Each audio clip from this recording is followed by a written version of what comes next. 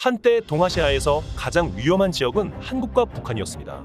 6.25 전쟁을 일으킨 북한은 휴전 이후에도 끊임없이 전쟁 도발을 해왔으며 실제로 전면전 직전에 위기 상황이 발생할 뻔한 적이 몇 번이나 있었죠. 지금도 대한민국은 248km의 길이로 펼쳐진 휴전선을 24시간 감시하고 있으며 북한의 도발에 대비해 상시 감시태세와 전투준비태세를 갖추고 있으며 여전히 긴장을 놓치지 않고 전쟁에 대한 대비를 하고 있죠. 하지만 현재 한국과 북한의 전쟁 위험도는 비교도 되지 않을 정도로 일촉즉발의 위기 사태에 직면한 지역이 있습니다. 바로 대만 해협과 대만섬 본토가 동아시아에서 가장 위험한 지역이자 세계에서 대규모 전쟁이 발발할 가능성이 가장 높은 지역으로 지목되고 있습니다. 중국군은 이미 대만의 방공식별 구역인 아리지를 올해 들어서만 수백 번을 침범하였으며 중국의 이런 군사적 행위에 대해 미국의 로이드 오스틴 국방장관은 중국이 대만을 침공하기 위한 예행 연습일 가능성이 높다고 지목했습니다. 섬나라인 대만에게 가장 필요한 전력은 해군이며 대만 해군이 밀리는 순간 중국군의 상륙을 저지할 수단이 거의 없어지게 되어버릴 정도로 대만의 해군은 대만 본토를 지키기 위한 가장 중요한 군사적 자산이라고 말할 수 있습니다. 90년대까지만 하더라도 대만의 해군이 중국 해군보다 강했었지만 2000년대 이후 중국은 해군에 엄청나게 투자를 하여 대만의 해군 전력을 추월했고 현재는 대만 해군을 완전히 압도할 정도로 해군력의 격차가 커진 상태입니다. 지금의 대만 해군은 중국 해군을 상대로 1시간도 버티기 힘든 상황이죠. 대만의 해군 전력이 이렇게까지 중국 해군에게 완벽하게 밀리게 된 배경에는 대만이 한국을 배신했기 때문이라는 이유가 나와 대만에 충격을 주고 있는데요. 한때 대만은 한국군의 군함 기술을 배워 해군력을 강력하게 증강할 수 있던 기회가 있었지만 대만이 한국의 뒤통수를 제대로 치고 배신했던 사건이 있었습니다.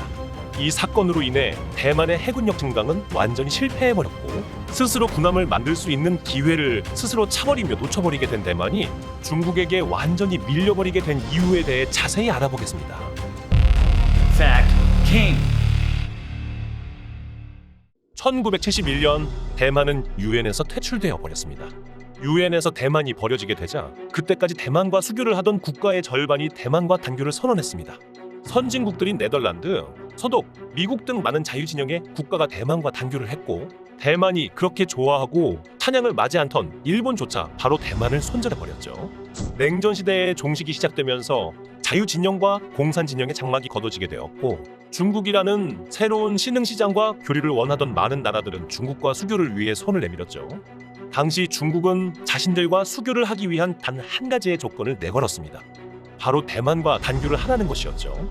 이미 대만은 중국이 자신들의 자리를 차지하게 되었고 냉전시대 같은 편이었던 대부분의 자유진영 국가들은 중국과 수교를 하기 위해 대만을 손절해버렸죠. 냉정한 국제세계에서 보잘것없는 작은 섬나라보다는 인구 10억의 신흥시장이 다른 나라들에게는 더 매력적으로 보였던 것이죠. 1980년대 자유진영의 대부분의 나라들이 중국과의 수교를 위해 대만을 버렸습니다. 대만은 졸지의 국제적인 왕따가 되어버렸죠. 하지만 한국은 대만을 버리지 않고 끝까지 대만과 수교를 하며 대만의 편으로 남아있었습니다. 민주주의의 가치를 내세운 동료국가를 버리고 공산국가인 중국과 수교를 한다는 것은 당시 한국에겐 용납할 수 없는 일이었죠. 대한민국이 이렇게 대만의 곁을 지키고 있었지만 솔직히 10억 명의 인구를 가진 신흥시장인 중국은 대만이 봐도 꽤 매력적인 시장이었고 대만의 입장에서는 한국도 떨어져 나갈까봐 불안한 상황이었습니다. 때마침 대만 해군에서는 신규 호위함 도입 사업이 진행 중이었고 당시 대만은 한국과의 외교 관계에 기름칠도 할 겸 한국에서 만든 울산급 호위함을 도입해보기 위한 시도를 합니다. 당시 한국은 대만에게 호의적이었고 좋은 조건으로 대만의 차기 호위함 사업에 참가했습니다.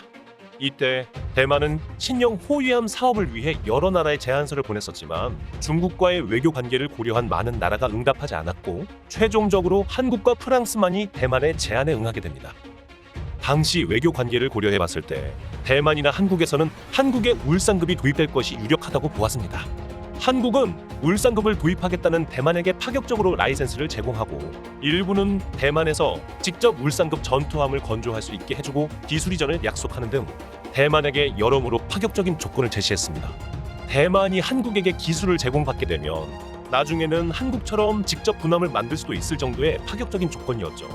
실제로 한국 해군 관계자들이 대만에 방문하기도 하는 등 대만의 신형 호위함 도입 사업은 성사 직전까지 진행이 되었습니다. 하지만 이 사업이 언론에 유출되면서부터 문제가 터지기 시작했습니다. 당시 대만 언론은 한국 같은 후진국에서 군함을 산다며 여론을 호도하기 바빴고, 당시 한국을 얕잡아보고 있던 대만인들은 위대한 중화민국이 더러운 후진국의 배를 산다며 말도 안 된다며 그야말로 시민들이 나서 난리를 쳤습니다. 그러면서 대만의 언론들은 한국 같은 후진국의 배가 아닌 선진국 프랑스의 배를 사야 한다며 프랑스의 라파에트급 호위함을 사야 한다고 분위기가 급 반전하기 시작했고, 대만의 시민들은 울산급의 도입을 결사반대하며 시위에 나섰습니다. 결국 대만 정부는 한국의 울산급 도입을 취소해버립니다. 도입 직전까지 갔던 호위함 사업이 반대 여론 때문에 무산되었고, 배를 만들 준비를 다 하고 대기하고 있던 한국은 갑작스런 취소 통보에 어안이 벙벙할 수밖에 없었죠. 그와 동시에 대만에서는 울산급의 경쟁 기종이던 프랑스의 라파에트급이 수상할 정도로 신속하게 도입이 확정되었고, 예정되었던 10척 중 6척이 대만에 인도되었습니다. 하지만 중국은 프랑스에게 자신들과 대만 둘 중 하나를 선택하라는 압박을 보냈고, 프랑스는 중국의 압박에 아직 인도되지 않은 4척의 라파에트의 추가 도입을 무산시켜버리면서 대만의 뒤통수를 쳤습니다. 하지만 프랑스의 뒤통수는 여기서 끝나지 않았습니다.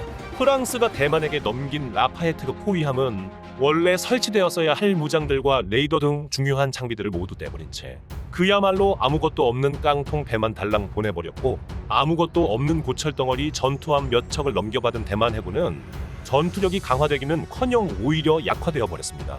이 여파로 대만의 조선소들은 원래대로라면 한국의 울산급 일부를 대만에서 건조하기로 하면서 들어왔어야 할 일감이 끊겨버렸고, 대만의 군함 건조기술 발전에 이바지했어야 했을 한국의 기술 이전도 없던 일이 되어버렸습니다. 프랑스의 라파에트급은 비싼 도입가 때문에 프랑스에서 직 도입을 했고, 대만의 조선소가 일감을 받거나 기술 이전을 받는 일은 없었기에 대만의 조선소는 군함을 건조할 일이 없었고, 이날 이후 대만은 군함 건조 능력을 완전히 상실해버립니다. 갑작스럽게 거의 도입이 완료되기 직전에 한국과의 계약을 파토내버리고, 프랑스의 전투함을 도입한 과정은 매우 의심스러웠고, 이 전투함 사업의 내막을 조사하던 대령급 군인이 목숨을 잃기도 했죠. 이 도입 사건으로 인해 대만의 군사적 능력과 외교적 역량은 순식간에 무너졌고, 이 도입 사업을 중국의 스파이가 설계한 것이 아닌가 할 정도로 막장 사업이 진행되었는데요. 사업 도중 어마어마한 뇌물이 오갔고, 이 사건을 조사하던 많은 사람들이 목숨을 잃기도 했습니다. 원래 예정대로 한국의 뒤통수를 치지 않고 제대로 진행을 했으면 대만군은 한국의 기술도 이전받을 수 있었을 것이고, 자체적으로 군함도 만들어 중국 해군에 어느 정도 대항할 수 있는 역량을 키울 수 있었을 것입니다. 하지만 대만의 배신으로 모든 건 무산이 됐고, 대만은 프랑스산 깡통 배 몇 척을 받고 난 후 군함을 만들 수 있는 기회조차 잃고 말았죠. 이후에는 한국도 90년대에 들어서 대만과 완전히 수교를 끊어버리며 손절을 했고, 홀로 남은 대만은 스스로 강해질 능력마저 상실해버렸습니다. 이 결과가 지금 와서 중국과 대만 해군의 엄청난 전력차가 되어 돌아옵니다. 중국 해군이 그렇게 군함을 만들 동안 대만은 스스로 군함조차 만들지 못하며 멈춰버렸던 것이고, 중국의 위협 앞에 제대로 대항하기 힘들 정도로 약한 해군으로 전락해버렸습니다.